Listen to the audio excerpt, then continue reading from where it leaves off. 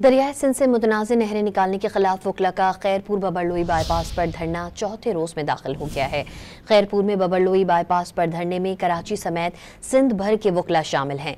धरने के बायस ट्रैफिक की आमदोरफ्त मुअत्तल है और गाड़ियों की तवील कतारें लगी हुई हैं, जिसके बायस शहरियों को शदीद मुश्किलात का सामना है। दरियाए सिंध से मुतनाज़ नहरें निकालने के खिलाफ वकला का खैरपुर बबरलोई बाईपास पर धरना चौथे रोज में दाखिल हो गया है। खैरपुर में बबरलोई बाईपास पर धरने में कराची समेत सिंध भर के वकला शामिल हैं। धरने के बायस ट्रैफिक की आमदोरफ्त मुअत्तल है और गाड़ियों की तवील कतारें लगी हुई हैं, जिसके बायस शहरियों को शदीद मुश्किलात का सामना है। दरियाए सिंध से मुतनाज़ नहरें निकालने के खिलाफ वकला का खैरपुर बबरलोई बाईपास पर धरना चौथे रोज में दाखिल हो गया है।